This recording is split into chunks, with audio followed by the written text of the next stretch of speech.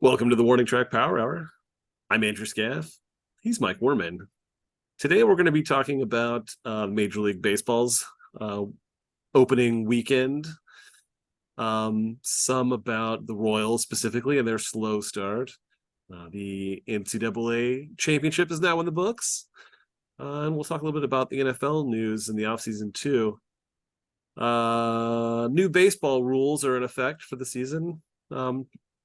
Anything that you noticed from the opening weekend? Do you like the shorter games or the pitch clocks? It seems like the games It, are considerably shorter. it seems the games are going faster. I guess I like it. I don't necessarily mind games that are about 3 hours because that seems to be how long football games are. I guess Yeah. since there are more baseball games this season, maybe you want them shorter, a little bit more like a basketball game rather than like a football game.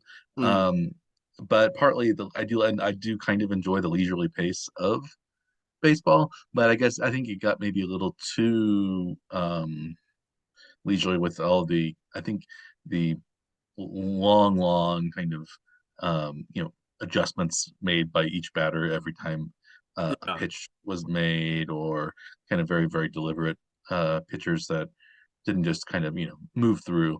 So I guess and, commercials and stuff are longer than they once were. So I like um I like that they're speeding it up a little bit, and especially like early season games, games that are, I guess, not necessarily, it's not crunch time. I think having a slower paced game is just fine. Mm. Maybe I wonder if the playoffs are going to be as quick as these games. If they are, maybe that's good. Yeah. But I guess you might say, well, if you're, this is something maybe you experienced at the game, is that, well, if you're at a game, are the stadiums going to, sell fewer drinks, fewer uh, food items because the game is going faster? Is it going to Definitely. hurt, vending sales, or things like that? Or are people just going to have to show up earlier to the game uh, and drink? And then, um, like when we were kids, the Royals games started at 7:35 at Mm. night. And then they moved earlier to 7:05. I think now they're 7:10 average because they want more pregame on TV at seven Right. o'clock. But I wonder if game times might get moved back again, back to the kind of Good. old, because that would allow more time for people to get to the game, and also people maybe settling in and drinking, and because I think the lost revenue is not going to be um, lost on a lot of the teams. I think they're going to notice that, if games are half an hour shorter, that means, especially also the early innings are going to be shorter. So there's, even if you just get there right at game time, the time, if you want to buy like a beer or something like that, it's, you have to get it before the seventh inning. But are they going to move it to like maybe earlier because the last innings are going to be shorter than they have been before? Is the time uh, going to be any But they at different? least won't get extended like the later innings, they may be like more intense, so they may take more time between pitches and can't do that right now. So Hmm. And that would upset, I think, beer drinkers, because then their beer drinking time is quick, and then there's long drawn out last few innings yeah. without any adjustments. So and I wonder if if that encourages people to really just kind of drink as much as they can, as fast as they can, because they know that time. This is one problem that traditionally that English pubs have had, because in Britain traditionally the hour that pubs close has used to be 11 p.m., Hmm. which is pretty early for a bar. And so like people would really try to drink as much as possible very quickly so they could get it all done before 11. And this led to other kind of problems in with drunks and fights and things like that, because everybody would leave right at 11, and it's like all the bars are getting out at the same time. It's all people who have been drinking all the way up to closing time, and then suddenly they're getting pushed out, and this leads to fights, public urination, things like that. Whereas if they had, maybe if the games, or if the pubs were open later, people might not always stay out until 1 o'clock, 2 o'clock in the morning, because Yeah. you might feel like, well, it's 12:30, I'm ready to go home, or it's midnight, I'm ready to go home. Only the Uh, true pros will stick it out till closing, right? yeah, and Yeah. those maybe you could say are the people that hold their drinks a little better than the people who come in and drink early. I don't know. So I think there's sometimes you can see like there are unintended consequences, I guess, that happen because of the shorter games that people I don't think maybe took into account really. Yeah. So I guess after the opening weekend, games were 2 hours 38 minutes. It's 25 minutes faster than last season, 32 minutes faster than 2021 per So game anyway. so last season was shorter than 2021. Yeah, they cut it down a little bit. I think because they were getting ready for this, but and Yeah, it said like you're not supposed to step out of the box, stuff like that. If yeah. you're in the batter's box, you're supposed to keep 1 foot in. That was last Mhm. year's change. And then the pitch clocks were there, but they weren't enforcing it, right? So like, Yeah. I uh, like but now it's full on enforced. I do kind of like the pitch clock. I don't know. I guess does the new signaling system does that make a difference? I think Because that it's helps. not new this year, but it's It should cut down on the amount of time it takes to like shake off a signal, make the next one, and it should be more rapid to make the decision as to which pitch to throw between the catcher and pitcher because they can do you think just signal yeah. back and forth. This was something I think was mentioned with Zach Greinke. Does this mean do you think like when I guess they introduced this system last year or the year Mhm. before? Um, does this mean that pitchers will call more games now than in the years So past? I saw Or it is it looked more of a like the collaborative thing? catchers were wearing the device before, but there were a couple pitchers I think that actually had the device. You just tell the catcher what he's going to throw, and then he doesn't have to have the conversation if the pitcher's the Hmm. one making the decision anyway. So Yeah, I thought that Greinke waived himself would waive himself off from his pitches, and he changed his mind. Was that true? Was that something that I made? I wouldn't be Uh, surprised. I thought that was in some uh, his own. Shook off his own signal. Oh, maybe that was in that little clip that I sent you. Even Yes, yeah, he shook off a pitch call that he had made. So yeah, he Zach made Greinke was calling his pitches in spring training in the maybe or spring. Yeah, yeah. Um, he also has in the past told pitchers or told hitters what he's going to throw, yeah. uh, because he's unique, I guess we could say. And A true competitor. He's like, I'll tell you what I'm even going to tell you what I'm going to throw. Good luck. yeah, and Mind he games. yeah, he likes to play those mind games. And he's also just I think doesn't really care about protocol or what other people want to do. So yeah, he's a character, but he pitched a good game in opening day, but the Royals lost 2-0. They lost 2-0 again. Second day they lost. What was the third? They lost three in a row to the Twins. Yeah, it was like 7-4. I think the third game. I don't know. Do we want to talk about the Royals now, or we want to bring them up later? But so far they haven't followed through on their fast spring training start. They've kind of No. continued the later spring training slump. But do you have any thoughts about how the games have gone so far? Yeah, I was gonna mention a few things too about the new rules anyway. Oh, okay, yeah, let's go for the new Uh, rules. Yeah.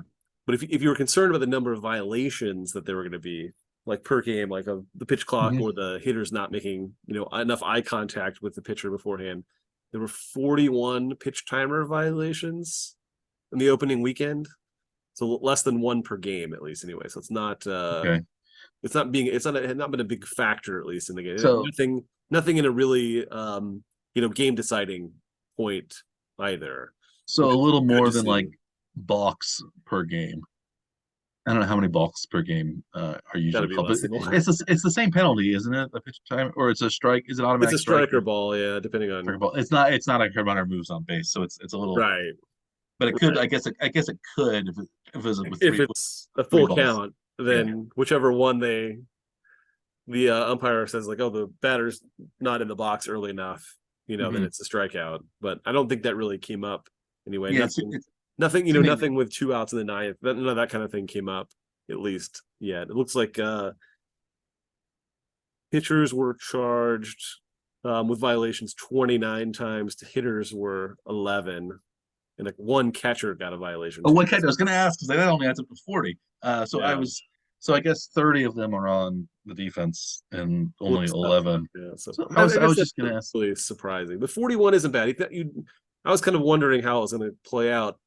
Um, if it was going to be a lot of violations in the first weekend because it's kind of new, Mhm. were the umpires going to be like incredibly strict, or the players just going to like kind of incorporate it really quickly and not have a lot of violations? And it seems like it's being taken up fairly well.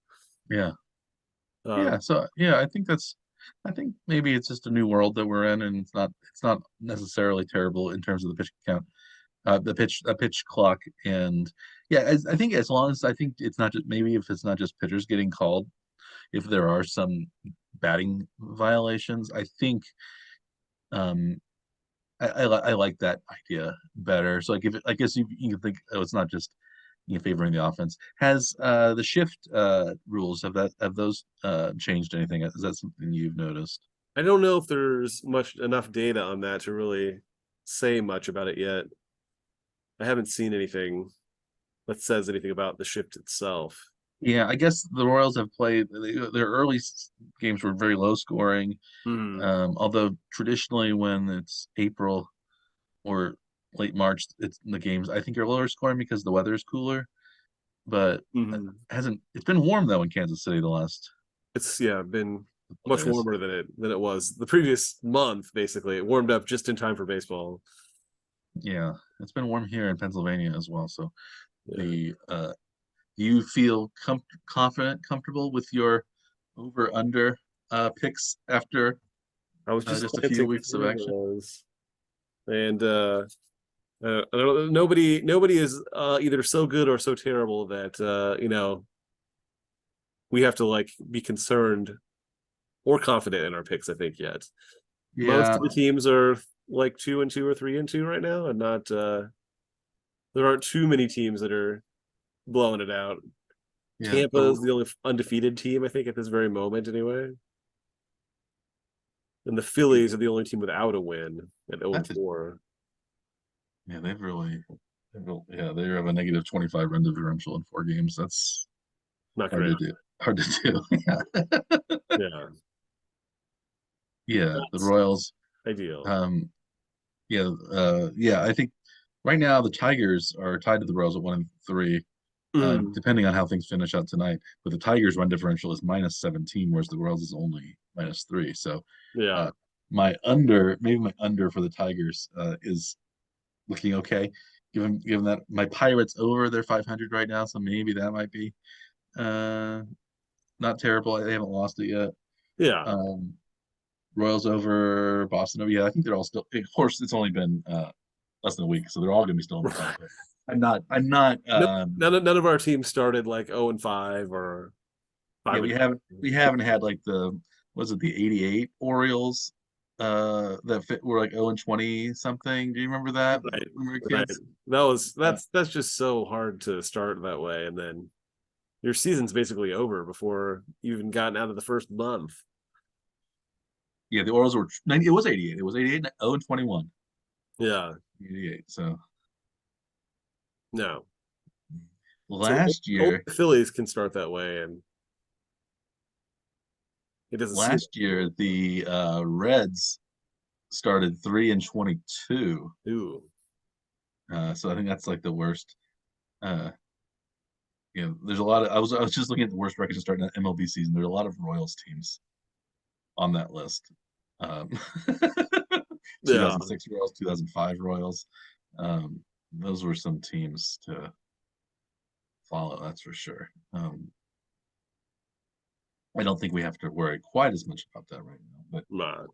but yeah. So, are you? What any other baseball tidbits that we should be aware of? I was gonna say the bases though apparently Large bases, yeah. have increased steals a bit. Not a whole lot. Yeah, there are 1.4 steals per game combined between the two teams of each Do you game. think? Do you think the pitch clock has anything to do with it also, or is it just Can well, and especially slightly larger bases? in the limited throwovers to first. Hmm. The batter could take or the runner could take off on the third attempt Hmm. or be awarded second base if they, get back in time.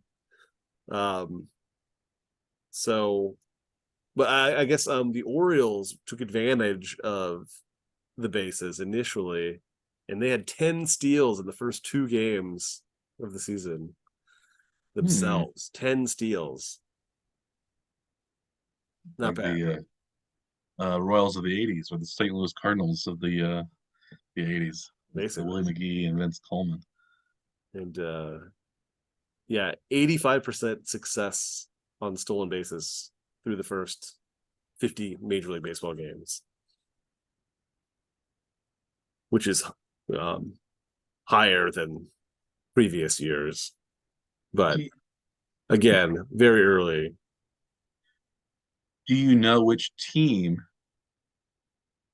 has the most stolen bases in a season? Team, Yeah, it's one of the teams we actually talked about last week when we yeah, were talking about old nicknames. really, Yeah, this is the St. Louis Browns, who yeah, became the Cardinals, 1887.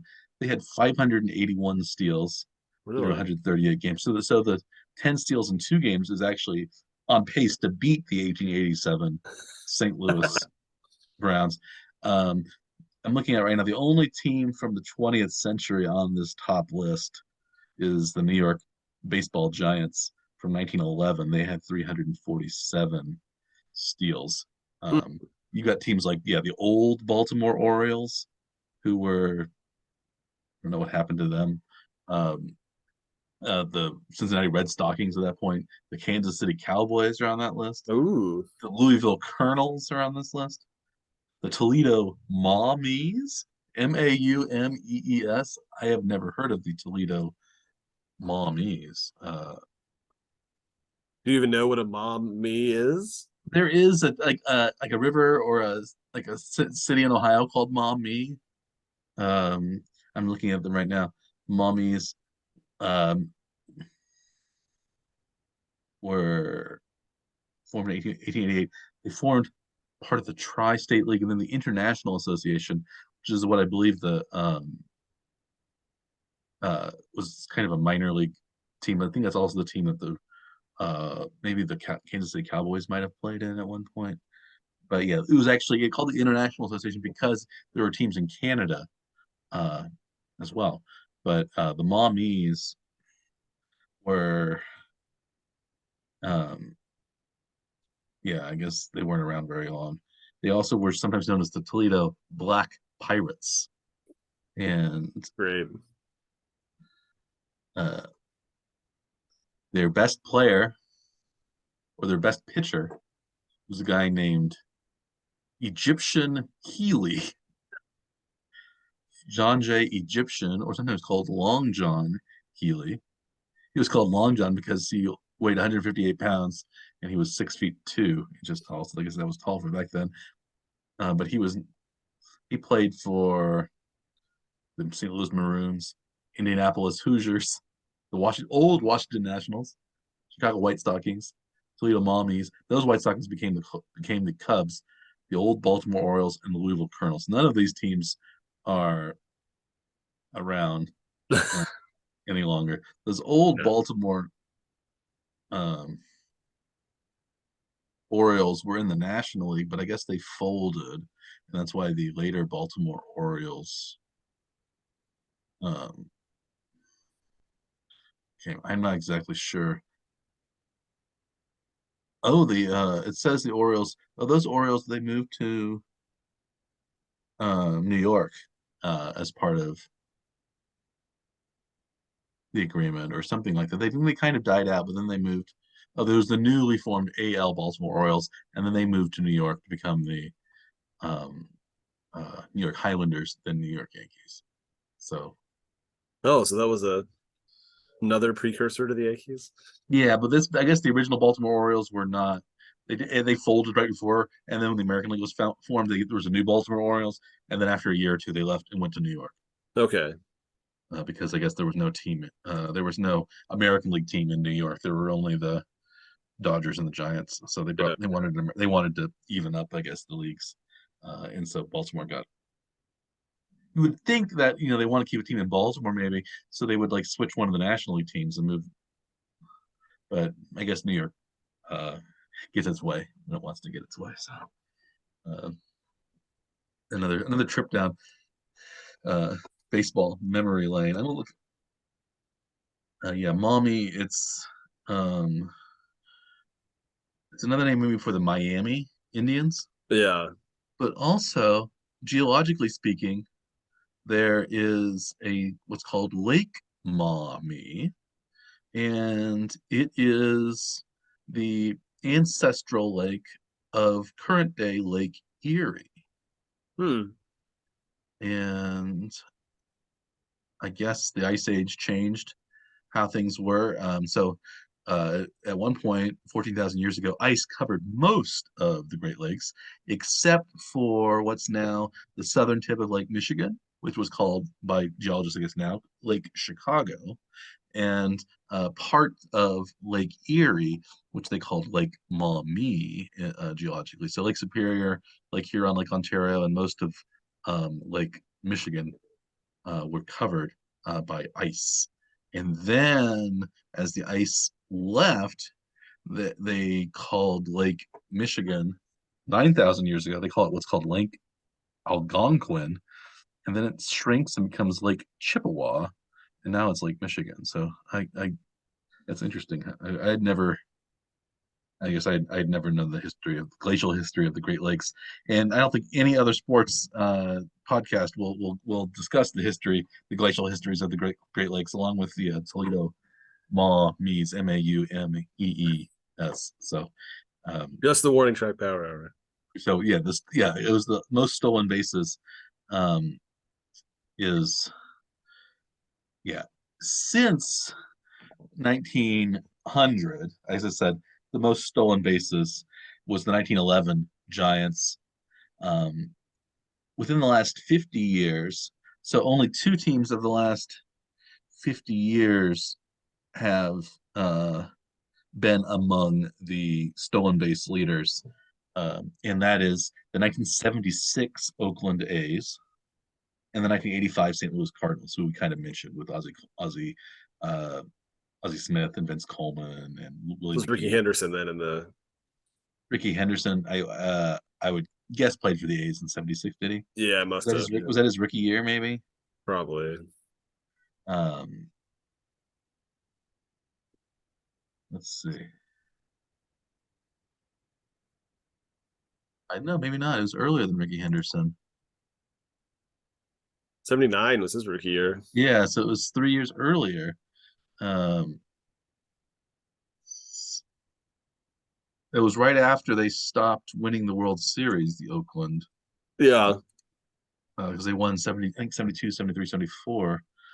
And so let's see, the Oakland A's at that point. Um, they still had some decent Billy Williams, Claudell Washington, Don Baylor. Uh, How many steals did that team have? that team had 341 steals. Wow. They had an 87-74 record. I guess they didn't make up one game that was rained out. The Cardinals had 314 steals. The 1911 New York Giants had 347, so that's the high.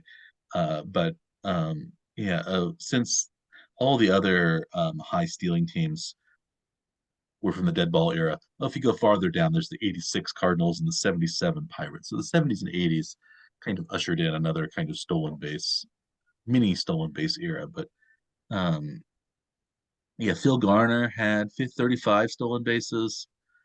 Bert Campaneris 54, Sal Bando 20, Bill North 75, Claudell Washington 37. Don Baylor had 52 stolen bases. Think of how big and hefty we think of Don Baylor as being, but he had 52 Right. stolen bases in the 70s. He was, I believe, probably also he had 20 hit by pitches.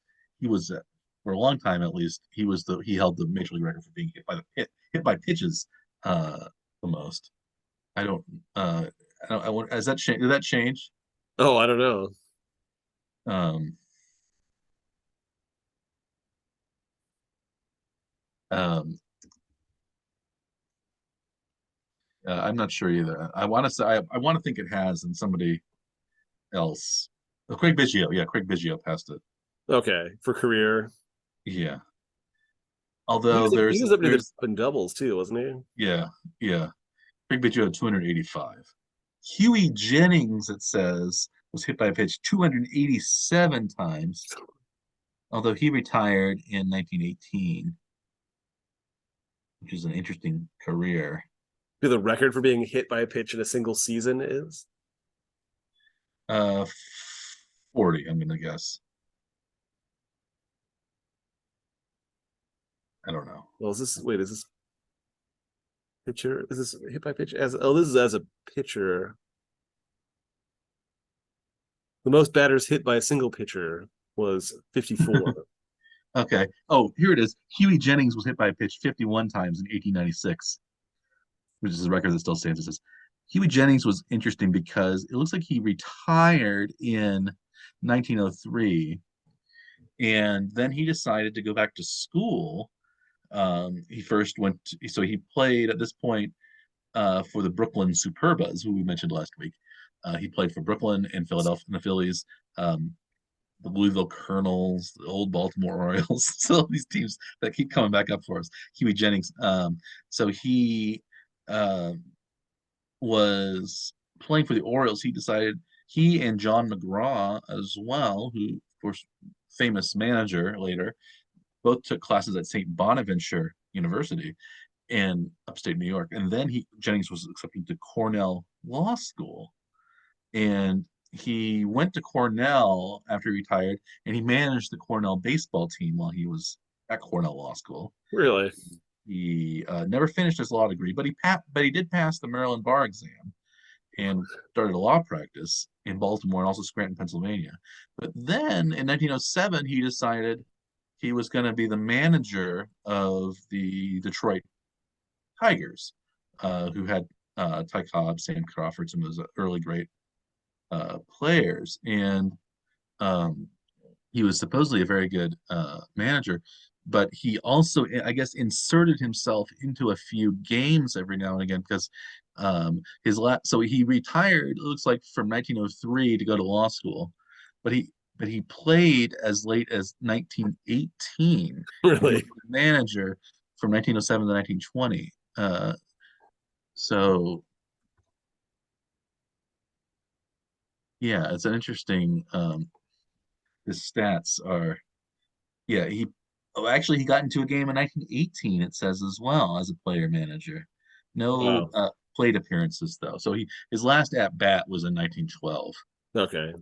at the age of 43. But he did get into a game at the age of 49 in 1918. So he retired at 34, and then he played sparingly a game here and there for the Tigers while he was their manager. Like I guess when players were hurt or something, and he decided to just put himself in the game. Back when player managers weren't uncommon.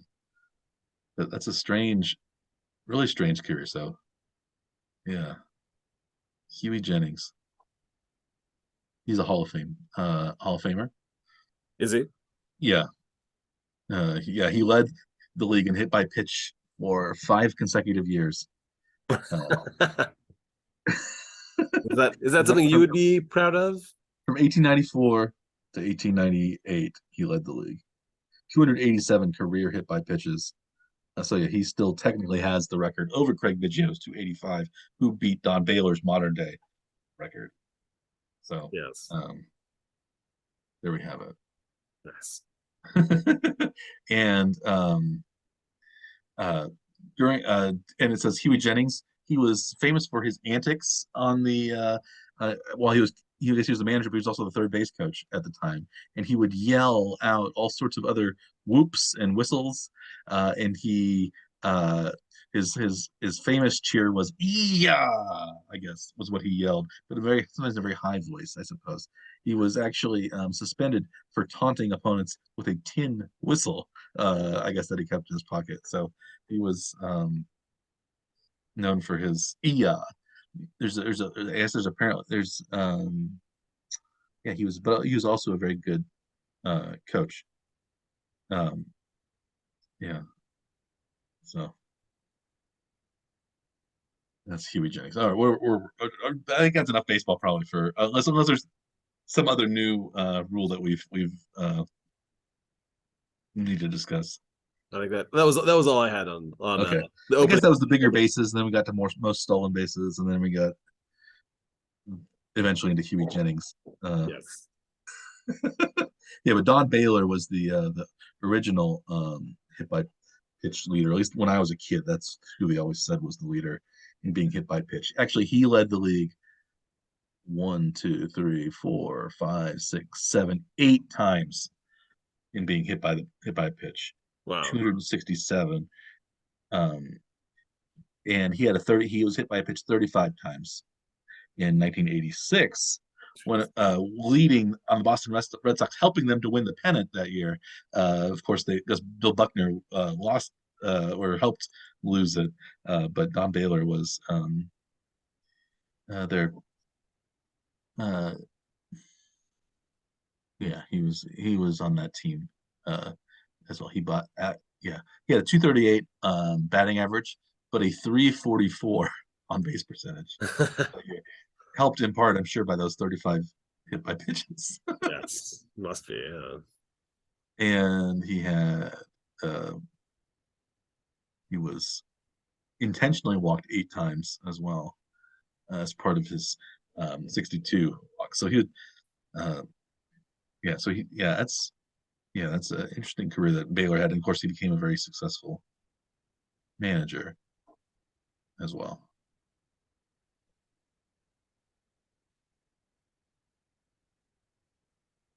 We wrap up our NCAA tournament Sure. brackets betting contest challenge. Yes, as we should do that. Um, neither of us, as we said before, got any of the Final Four teams right in most of our brackets for the men, but you did get Florida Atlantic in one of your brackets, although Florida Atlantic did not advance, and didn't pick them to advance anyway. Yeah. So those brackets were determined already, and one of my brackets, actually my kind of more straightforward bracket, were uh, which was the winner. I think it ended up actually being, even though it was none of the Final Four teams were correct, it still ended up in the 88th percentile Not bad. in the men's bracket pool on ESPN. Our we also did make some special Final Four bets. I bet on all the teams but UConn, and you ended up betting on the individual national semifinal games. Yeah.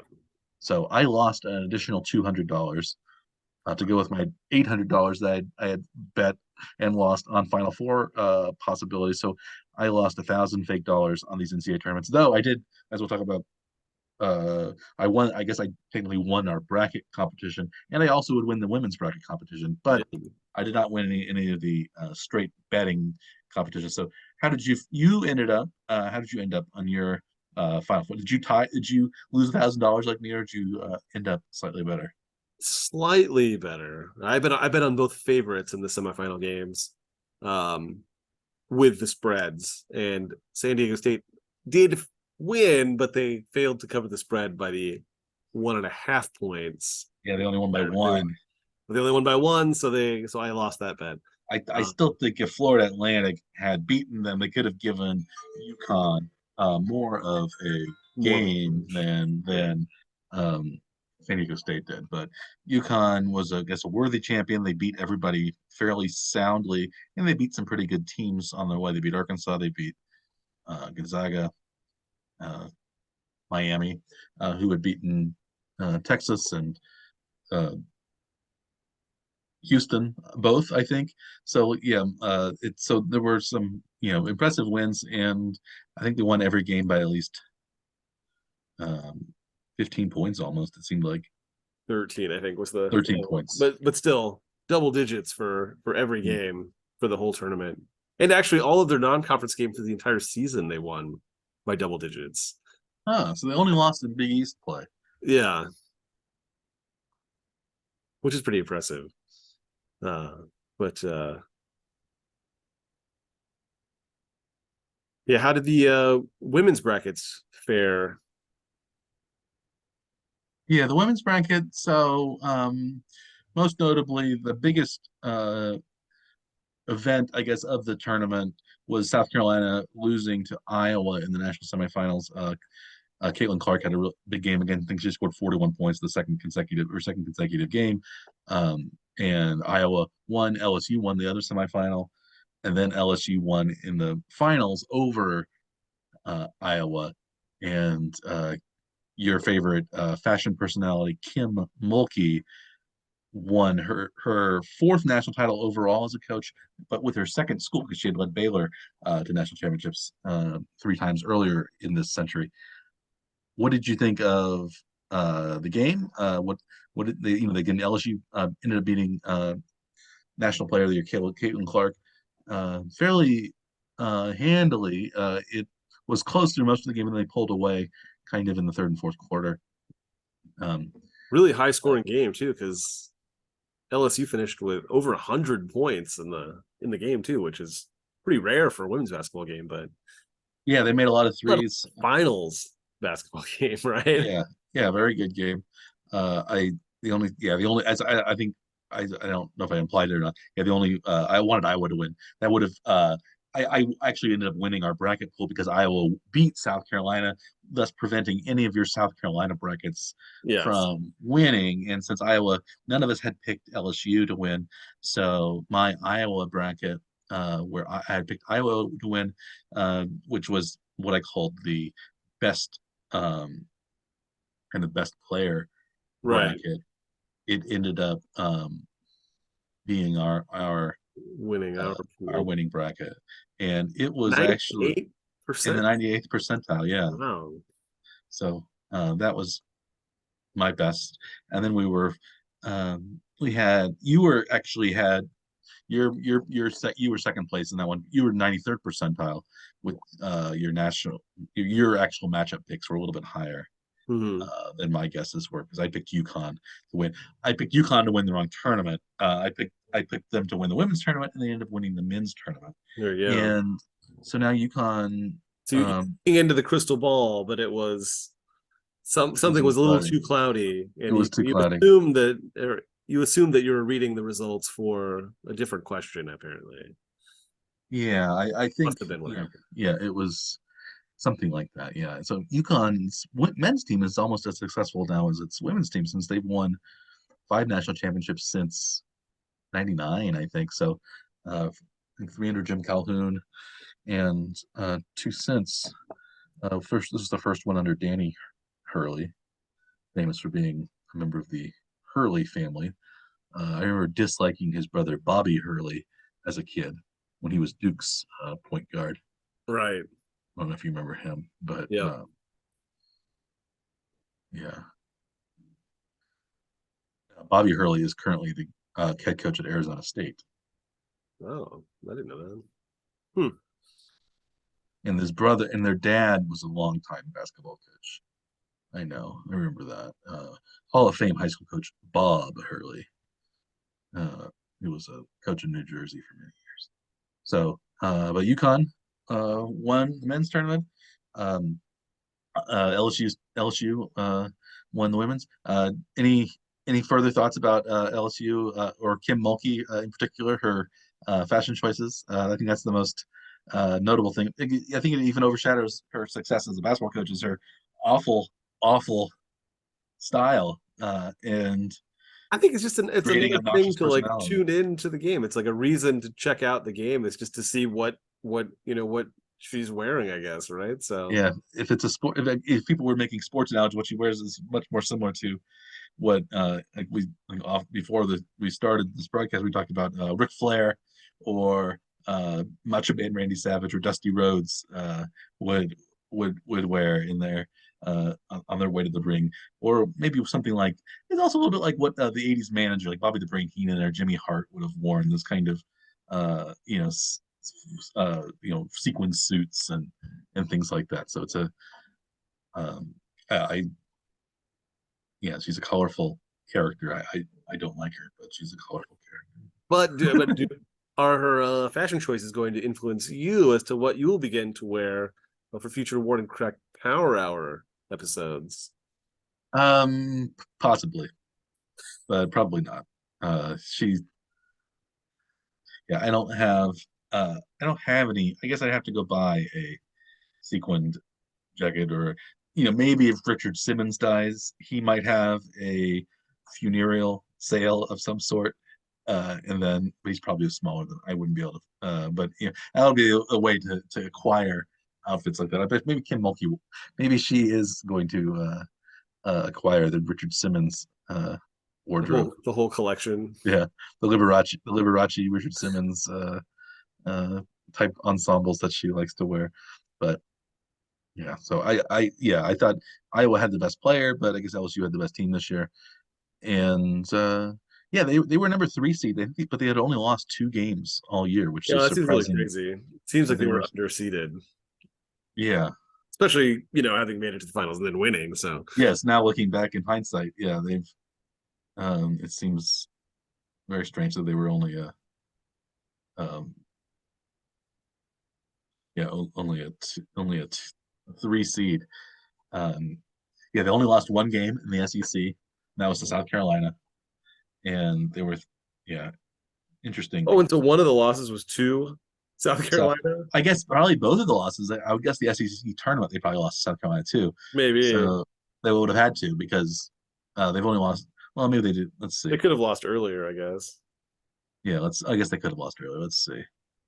Schedule. So they lost at South Carolina, February 12th, 88-64. Oh no, they lost in the semifinals of the SEC tournament. You were right, to Tennessee, 69-67.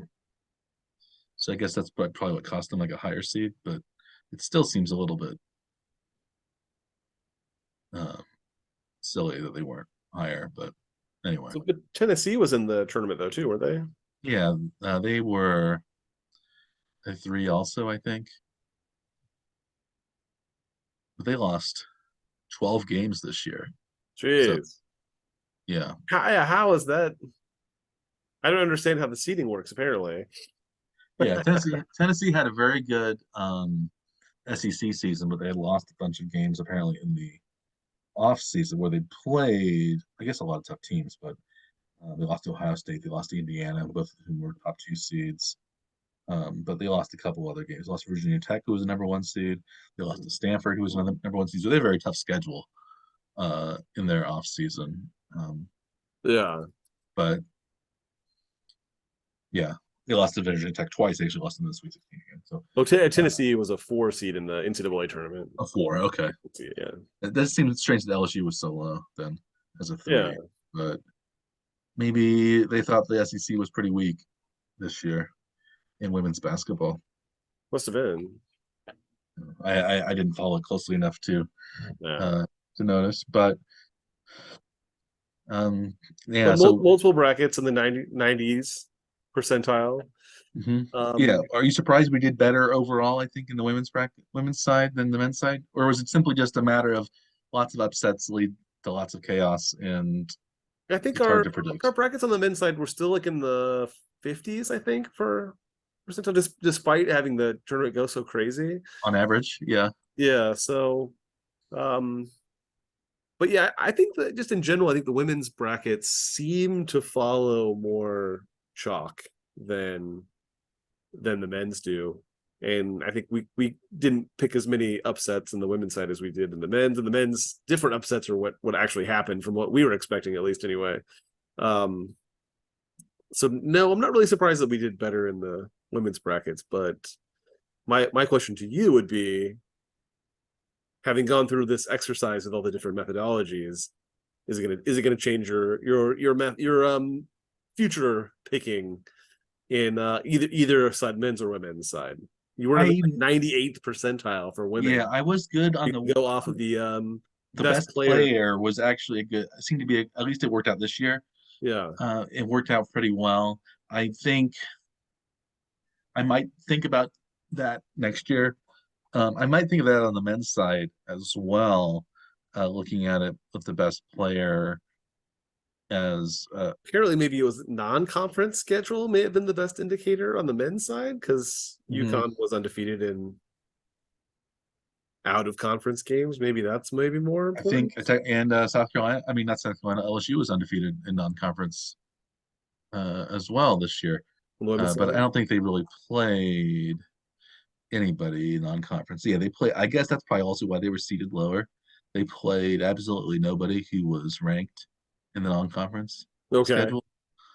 Um, yeah, their teams include Bellarmine, Mississippi Valley State, Western Carolina, Houston Christian, Northwestern State, uh, George Mason, UAB, Southeastern Louisiana, Tulane, Lamar, Montana State, Oregon State. So one team from a Power Five Yeah, that's conference. interesting. Yeah. So I guess that's why they were seated low if we want to. Must be. But they ran through the yeah. So they were probably I guess they were punished for their poor non-conference I guess so. schedule. Whereas Tennessee played all these good teams. So and I think South Carolina also had a pretty good uh, non-conference schedule. So but yeah, I don't know. Yeah, I don't know if I really learned anything because everything was crazy, and all we know is that it's going to be weird probably. And if we do pick upsets, it's probably not going to be the right upsets. Yeah. So I guess it just kept me maybe just thinking I'll just go straight forward and use my own With the instincts. same sort of history that you've picked brackets in the past. Yeah, or I think perhaps also we did learn that the Sagarin and Pomeroy ratings were better in the second round. Maybe that's also something to think about for the final four Hmm. because it ended up being kind of chalky, Yep. at least on the men's side.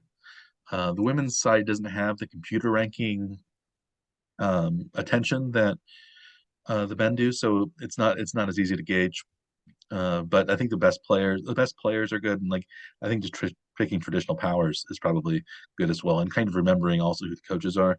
And now I guess that LSU has the old Baylor coach, Kim Mulkey, that they're probably going to be pretty good usually. So I think most of the top players from both programs are back next year too. So the maybe the beginning of a big rivalry. yeah, Here yeah, too. and I guess there's no reason for the women to declare early for the WNBA, especially given the fact that NIL money for people like Mhm. Caitlin Clark is Yeah, quite a it bit. seems like they'll actually make more money in college than they will in the pros, Yeah.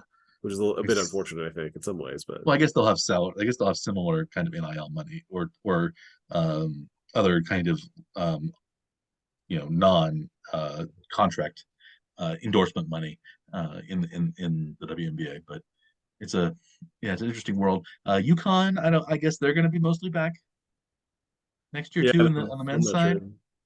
I thought, and yeah, UConn's main guys. It seems like we're mostly a couple seniors, but most of their um, really good players, I think, were underclassmen. Um,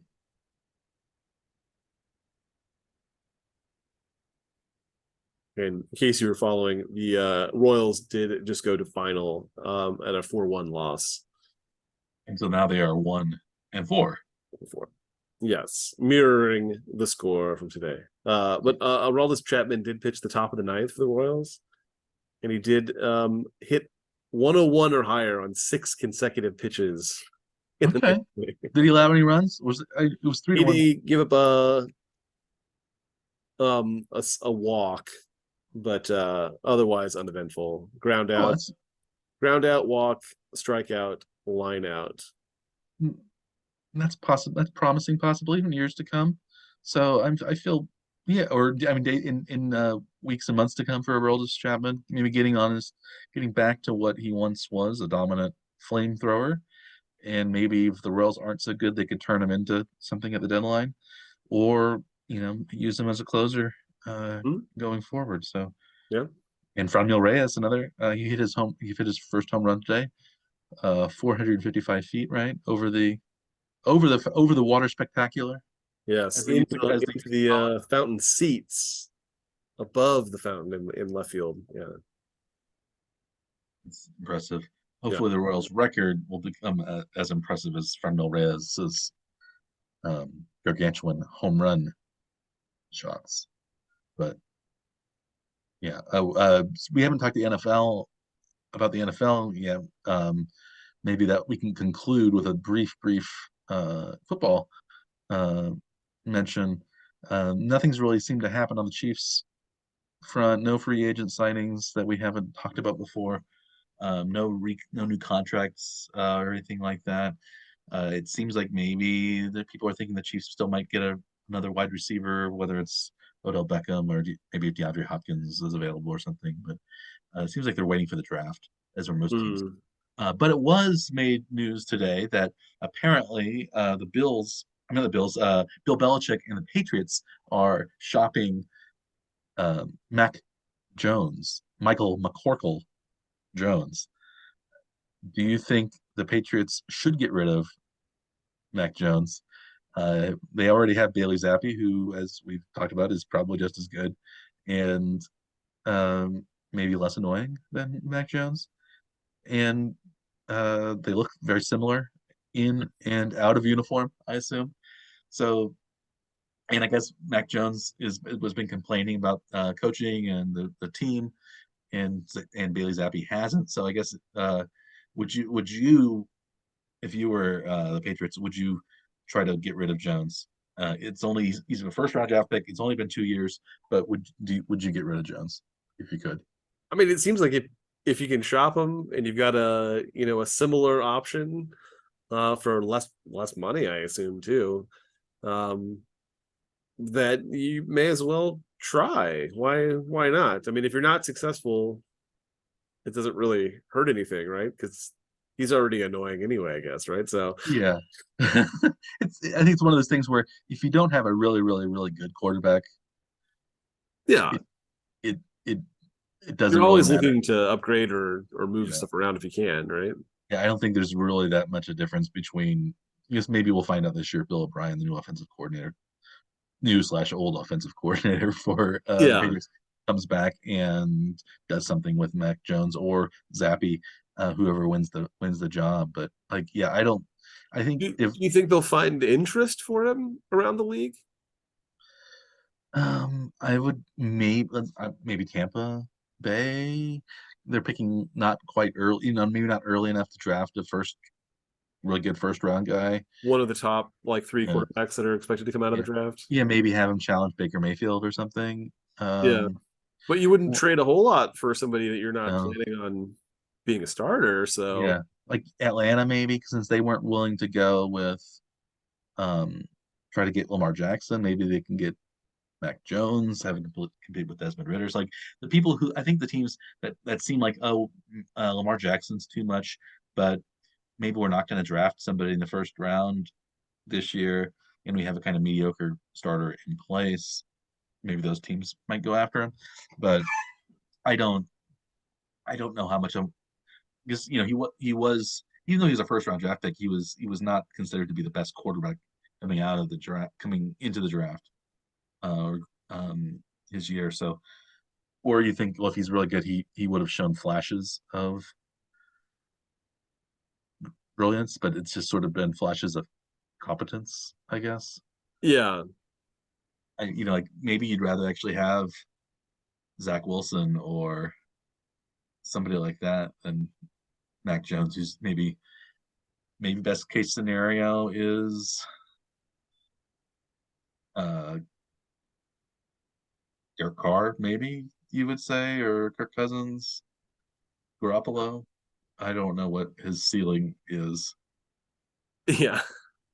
It's not Justin Herbert or uh, Trevor Lawrence or somebody like that. It's somebody, Geno Smith, maybe somebody like that.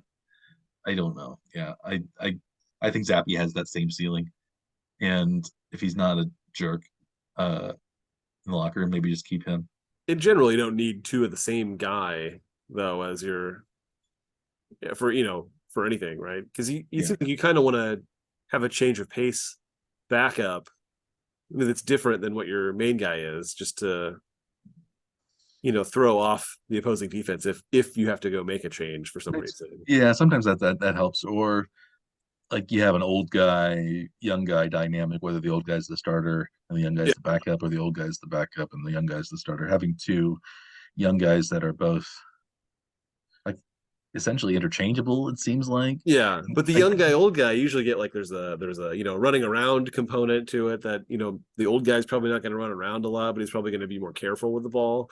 So like that kind of switch mm-hmm. usually leads to at least some bit of confusion, or at least having to like change up the defensive scheme against that player. Yeah, it's I guess maybe there's still maybe you want to hold on to Mac Jones. He's a first round draft pick one more year to see if because maybe you could say maybe New England had kind of a weird situation at offensive coordinator last year. It wasn't like he was Matt Patricia and Joe Judge who hadn't really been they'd been on coaches on the offensive side before, but neither had been an offensive coordinator. And so maybe having a traditional offensive coordinator will unlock the potential of Jones and show that he's better than Zappy Yeah, but if you're definitively. But shopping him, though, that's I not think a good sign for problem. I think he's got a short leash in New England at the very least. Yeah, If Belichick is willing to get rid of him already, so he must be a real something or other piece of work. But or also maybe Belichick's losing it and he's going and he's just looking for some uh blame. yeah, and he's maybe cantankerous and more irritable than he used to be because he's not winning like he was, and maybe he's just getting old. I don't know, but I just don't like Mac Jones, so I assume it's Mac Jones's fault. And I like I like Bailey Zappi because he's plucky and has I don't know he's got sort of a Gardner Minshew quality to him, I think. And Mac Jones just seems like I don't know. But I thought they were the same person. How are Yeah, they? they are. But I guess I don't know. People like Zappy, and I don't think people like Jones. I think there's I don't know some sort of personality His issue. But name yeah, is McCorkle. McCorkle, yeah, nobody named McCorkle can succeed in the NFL. Yeah, it's like have yeah those weird. Yeah, I haven't really been any really weird named quarterbacks that have done well, right? You Hmm. can think of. Like you remember Major Applewhite was a big deal in college. He of course flamed out um, Yeah, in the pros. I don't. It's hard for me to think of because I most just of like assumed he actually had achieved the rank of major. Blaine Gabbert didn't do so Does that well. count? I don't know. He had a dumb name and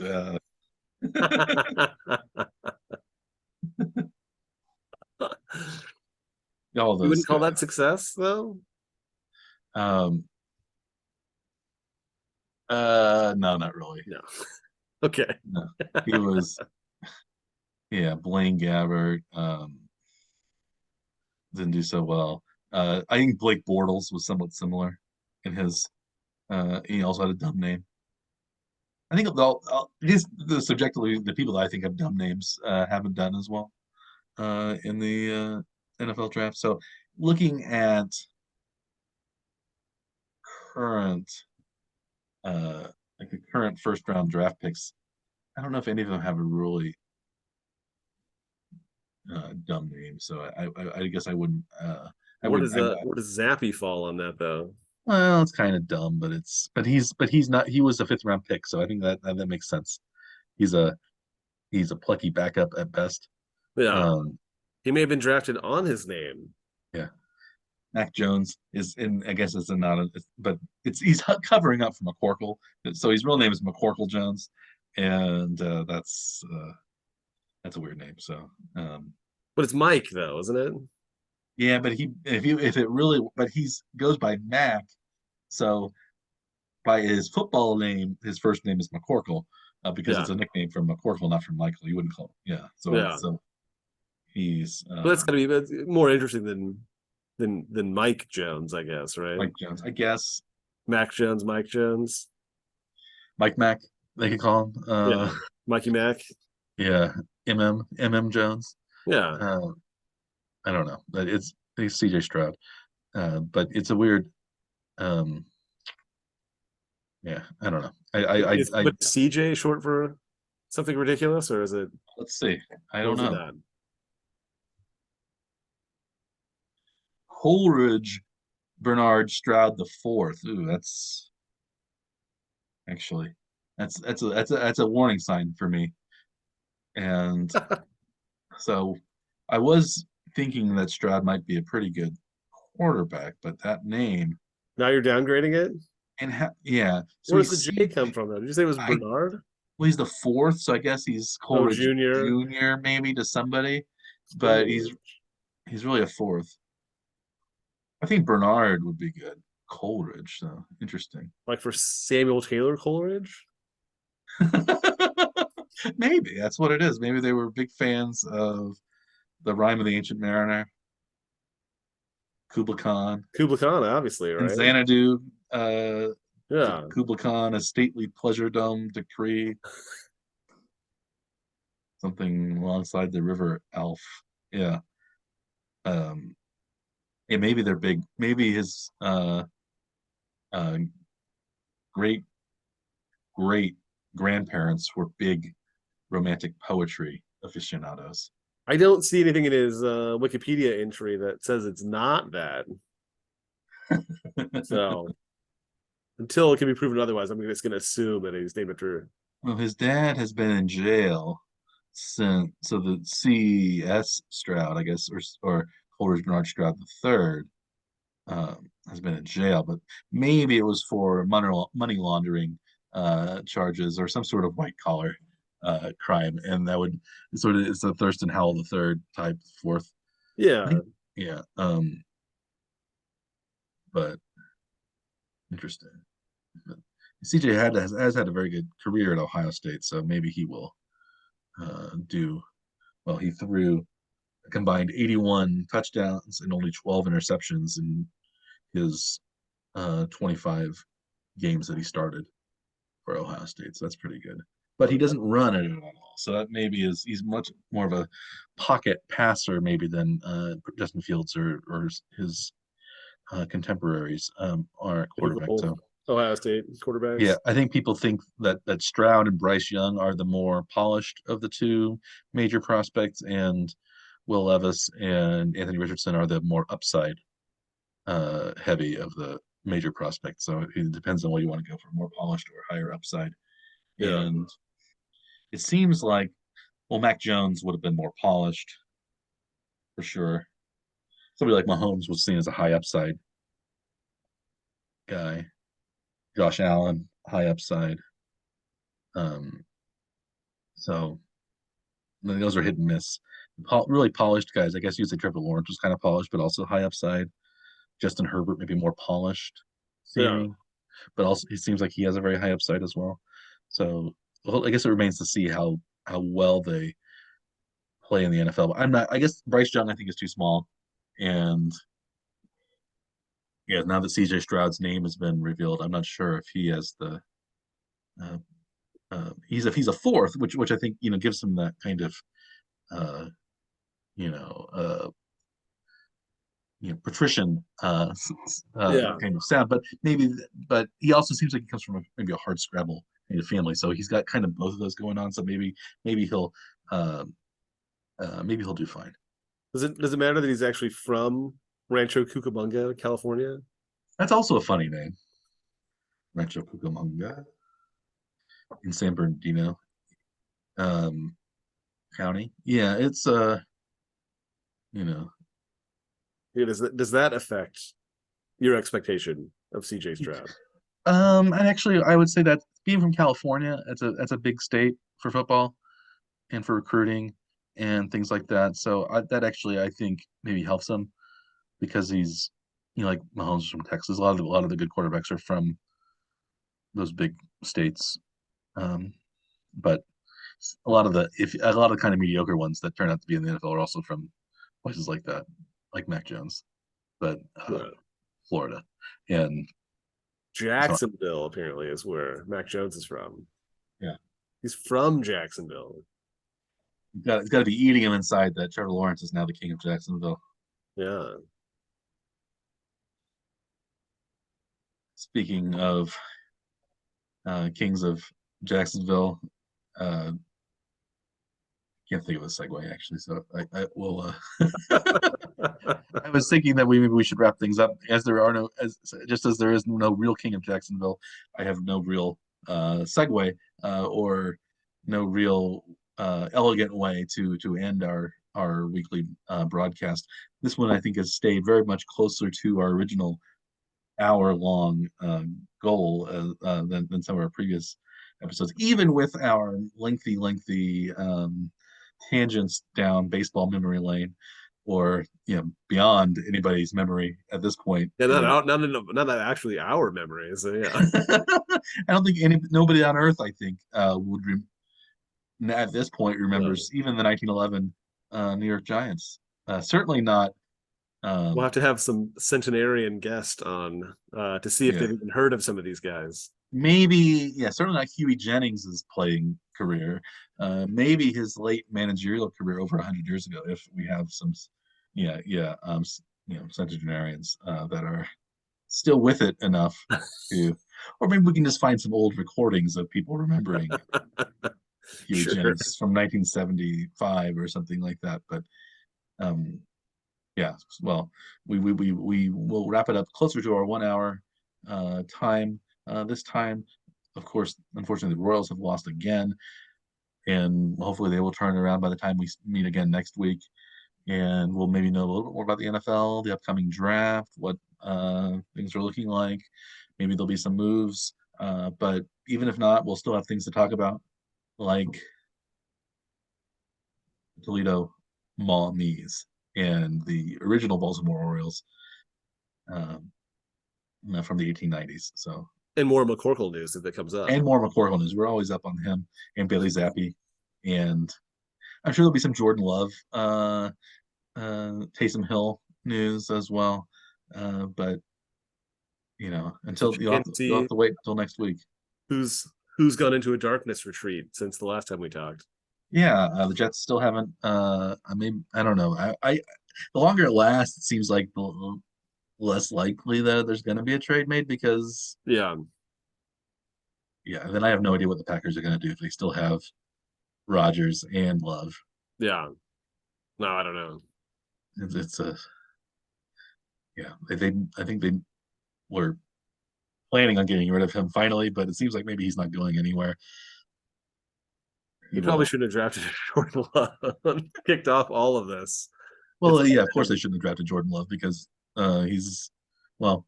I guess we don't know what he's going to be, but I think well, I he mean, would it, have. it it sent Rodgers into this sort of odd behavior more rapidly, I think, too. That's true. Anyway, that's for another Speaking of show. odd behavior, we will be back next week with more insights and witticisms and homespun anecdotes. So until then, I am Dr. Michael Werman. He is Dr. Andrew Scaff. We are the Warning Track Power Hour. Please like or subscribe to our many conveyances of uh, insights and out of sight insights. Maybe I should say it. Ooh, Isn't that clever? It took me a fancy. while to come up with that turn of phrase, but you'll have to wait till next week until we hear more clever phrases from Dr. Scaff and Dr. Warman. So until then, we bid you good day.